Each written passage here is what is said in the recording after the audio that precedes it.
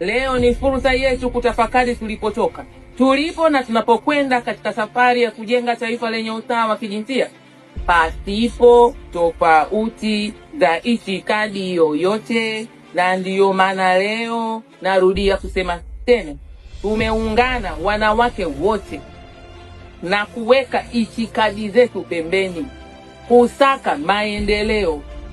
Na ushahidi hapa tumewasikia Women Leadership Forum iliyosheheni viongozi wanawake wa kutoka kila aina ya itikadi, na wanawake hawa mnawafahamu, ndio walikwenda kugombea uongozi ngazi ya juu kitaifa. Wamegombea uraisi, hawa wamegombea umakamu wa raisi, lakini walivyo na akili nyingi na baraka nyingi, baada ya zoezi hilo kwisha, wakasema sasa turudi tukaangalie serikali yetu inatupeleka wapi kwenye dira 2050, ili hata hawa wafuasi wetu huku tusiwaache nyuma wakawa nje ya hii safari, na huku tunadai tunawaongoza.